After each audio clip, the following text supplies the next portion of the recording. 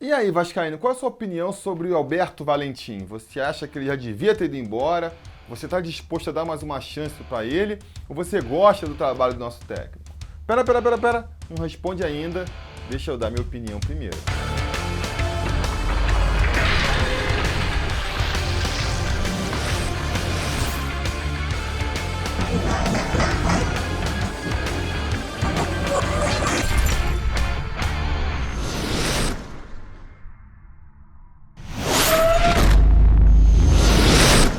Fala, torcida vascaína, Felipe Tiru de volta na área.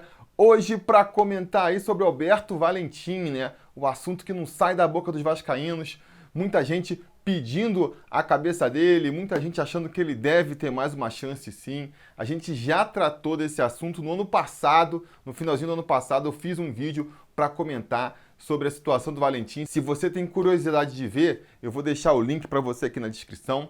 Mas o tempo passa, o tempo voa e a relação do Valentim com o torcedor não fica numa boa. E a gente volta no assunto agora então para fazer novamente uma avaliação do trabalho do Valentim à frente do Vasco. Vamos começar então fazendo um breve resumo do que foi o Valentim no ano passado no Vasco, né? Eu costumo dizer que eu não sei se o Valentim é um bom técnico para o Vasco. Eu sei que o Valentim não foi uma boa escolha para o Vasco no ano passado.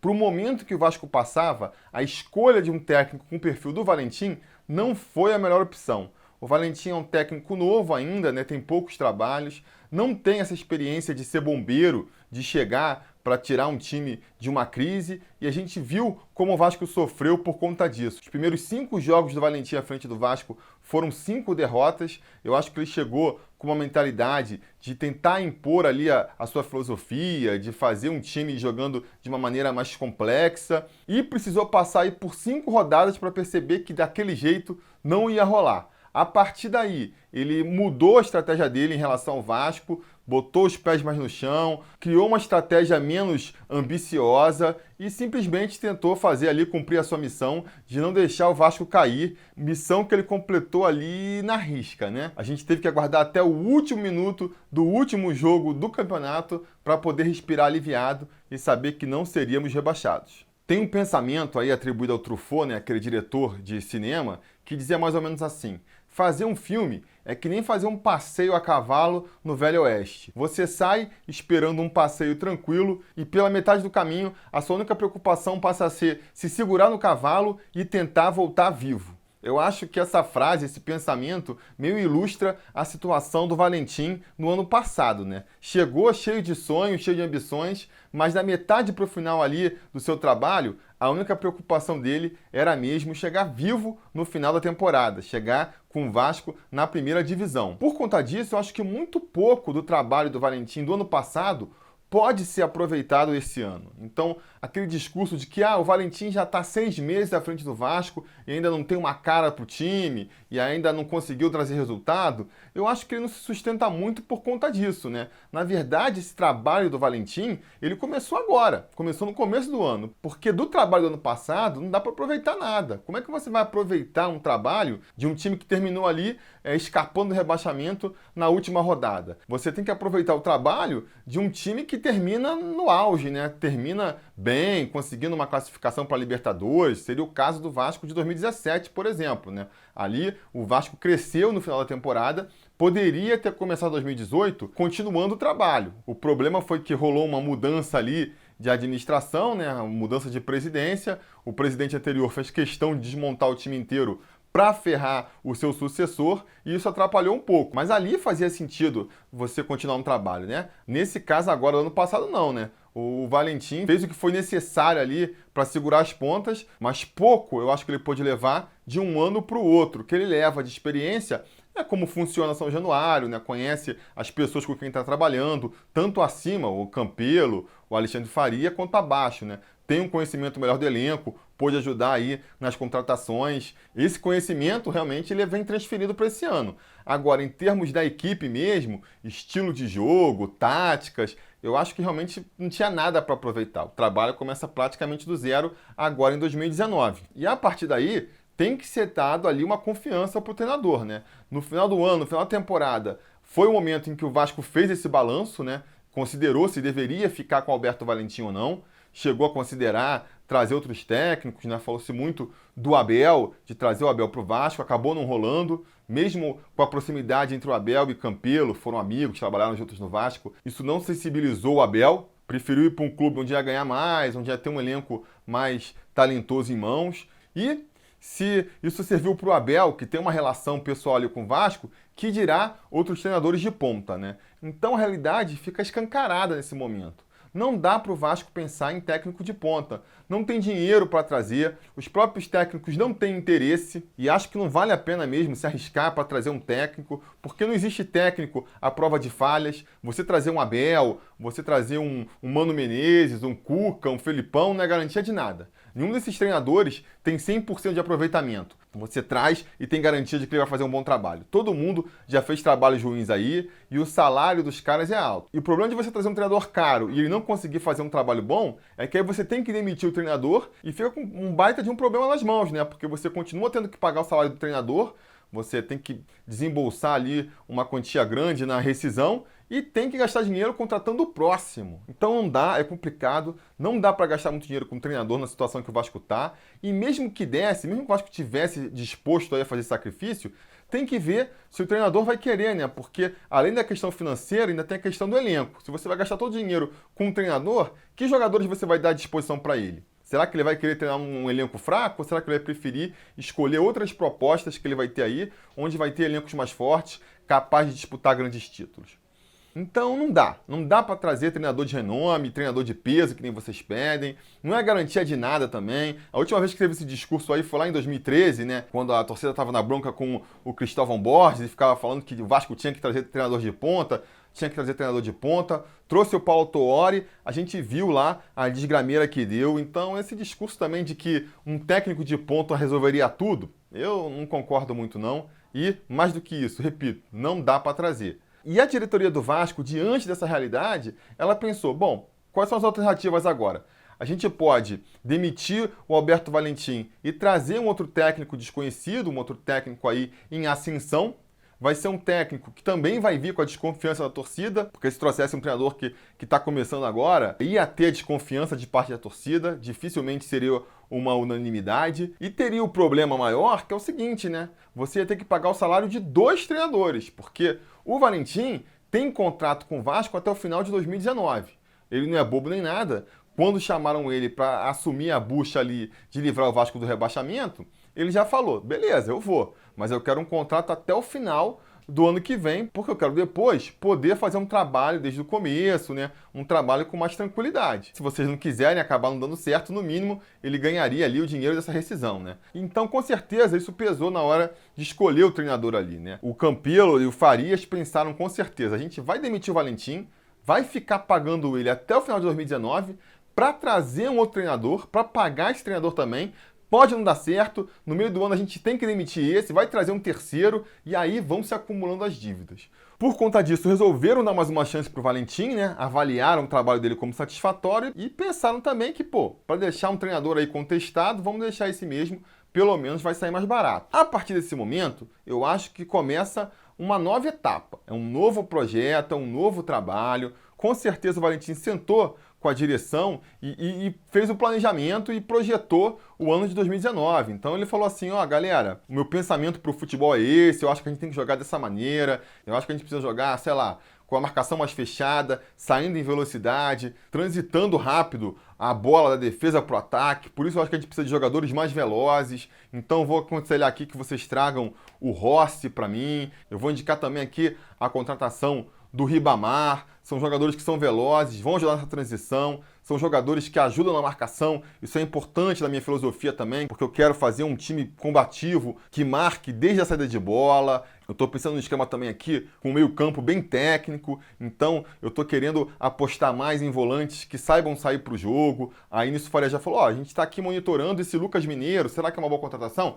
É uma boa contratação, vamos trazer. E de repente ele deve ter falado também, não, acho que no meio-campo a gente tem que pensar num jogador mais cerebral, mas aí o Campelo deve ter falado, ó, no meio-campo a gente já está acertando com o Bruno César aí e vai ser de Bruno César, beleza?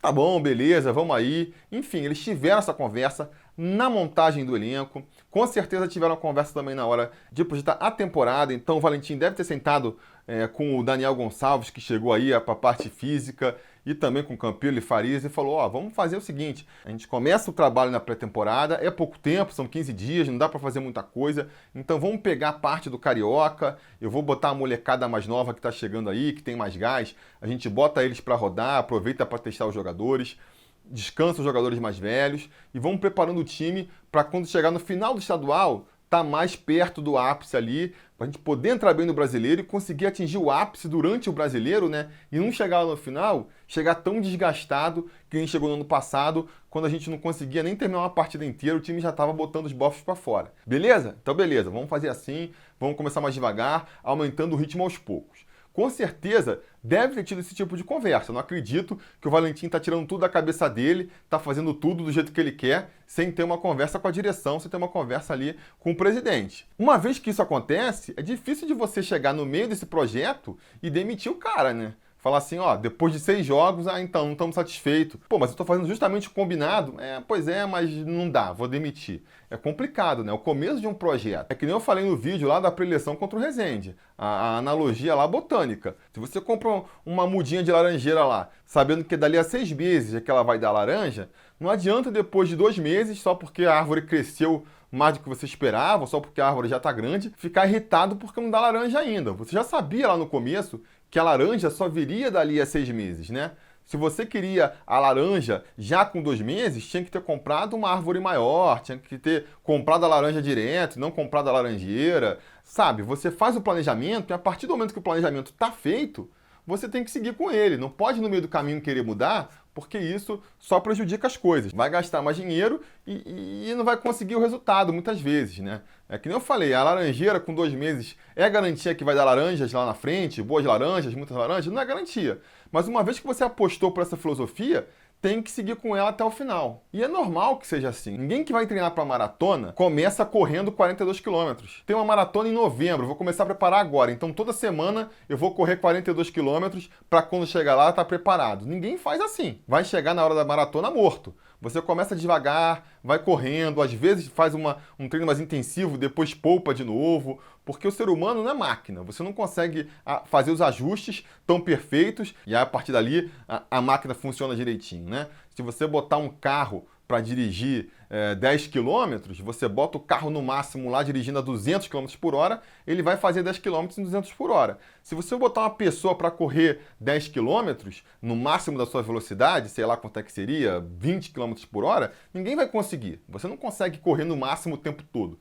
Uma hora você vai sentir o desgaste, né? Se eu pedir para você assim, corre aqui 10 km, vai lá, e você começar dando gás logo, vai passar 1 km e você vai estar botando os bofs para fora, você não consegue.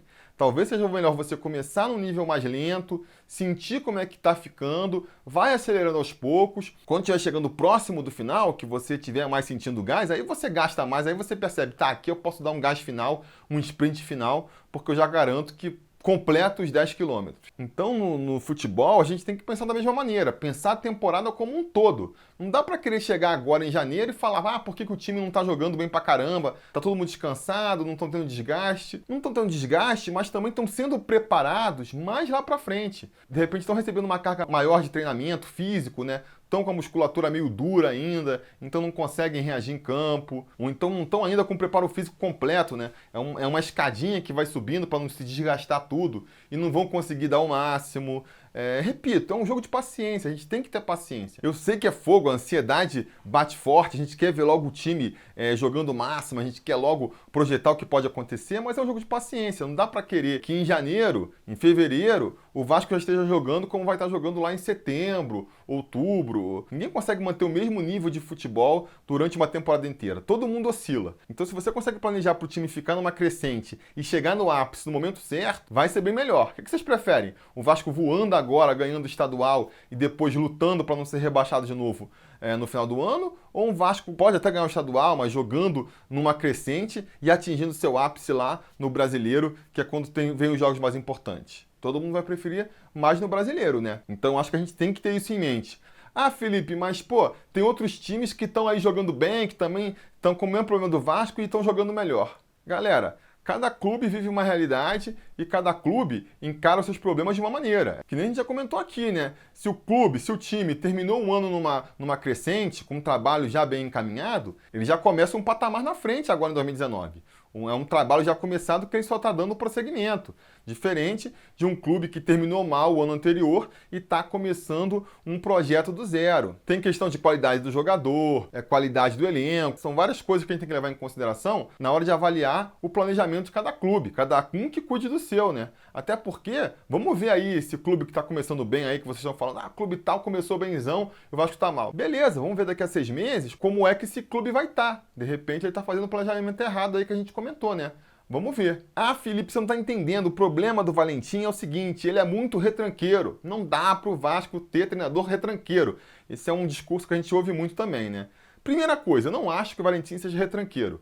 Ele joga e recua o time. Galera, ano passado o Vasco assumiu essa postura de fazer o gol e recuar porque não tinha outra opção. O Vasco não tinha fôlego para chegar no final da partida. Como é que você quer um time atacando o tempo todo sem ter fôlego? O jeito de você poupar o seu físico é justamente, né? Ficando mais atrás, não subindo tanto. Outra coisa, o Vasco, nos últimos anos, a gente viu aí, teve elencos muito limitados. Você não consegue fazer um time ofensivo sem talento. Você até consegue, no esforço, na garra, fazer um bom time marcador. Mas um time talentoso só com garra, que ataque, que faça muitas chances de gol, não dá. E aí você vai jogar aberto, jogar no ataque contra ataque com um time sem talento, você vai acabar perdendo. Vai acabar perdendo a maioria dos jogos. Por isso que a gente vai ver aí todos os treinadores que passaram no Vasco recentemente, todos foram acusados de serem retranqueiros, todos foram acusados de serem covardes, né? Por mais que a gente não veja isso na postura deles. É uma coisa inevitável, né? Por mais que vocês aí se recusem a aceitar, o Vasco, um time ruim, não resta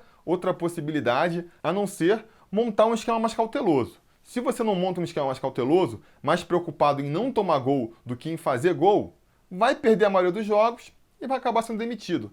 Essa é a grande realidade. Outra coisa que eu acho curiosa também é como o vascaíno, de maneira geral, é tão averso à retranca, quer ver tanto seu time atacando e, ao mesmo tempo, enche tanta bola do Zé Ricardo, né? Porque se for perguntar para os vascaínos aí, a grande maioria acha que o melhor treinador que já passou pelo Vasco foi o Zé Ricardo. E o Zé Ricardo foi o treinador mais retranqueiro que passou pelo Vasco. Para mim, o Zé Ricardo é muito mais retranqueiro do que Valentim, é muito mais retranqueiro do que Jorginho, do que Cristóvão Borges, do que Milton Mendes. E, no entanto, todo mundo fica enchendo a bola dele. Pô, Felipe, claro que eu vou encher a bola do Zé Ricardo. Pegou aquele time fraco no ano passado, conseguiu levar a gente para Libertadores.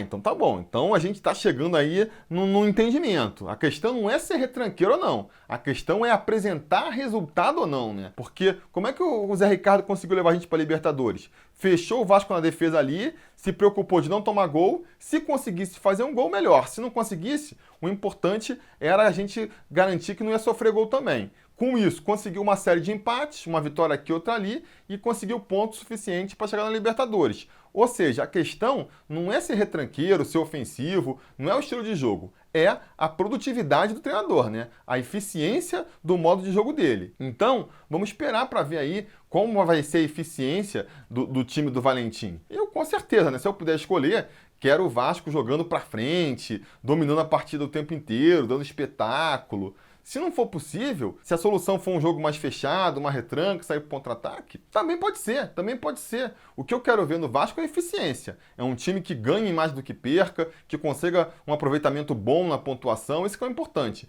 O jeito como ele vai conseguir isso, a gente vai discutir. Vai depender das peças que tem, vai depender dos adversários que vai enfrentar. Então vamos ver. A postura do Valentim é fazer um time mais fechadinho, que saia com rapidez para o ataque, né? Às vezes explore o contra-ataque do adversário. É essa a proposta dele?